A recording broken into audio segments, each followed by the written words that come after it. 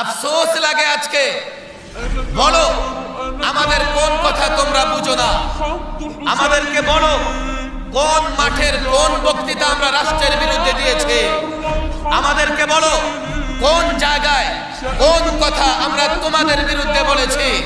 হ্যাঁ, আমি যখন নামাজের কথা বলবো বেনামাজি মনে করবে আমি তার বিরুদ্ধে কথা বলেছি। আমি যখন রোজার কথা বলবো তো যে রোজা রাখে না সে মনে করবে আমি তার বিরুদ্ধে বক্তৃতা করেছি। আমি যখন সুদের বিরুদ্ধে কথা বলবো সুদখোর মনে করবে আমি তার বিরুদ্ধে কথা বলছি। আমি যখন দুর্নীতির বিরুদ্ধে কথা বলবো দুর্নীতিবাজ মনে করবে আমি তার বিরুদ্ধে কথা বলেছি। আমি যখন মাদকের বিরুদ্ধে কথা বলবো নেশাখোর, মদখোর, গাঞ্জাখোর মনে করবে আমি তার বিরুদ্ধে কথা বলেছি। আমি যখন ইসলামের পক্ষে কথা বলবো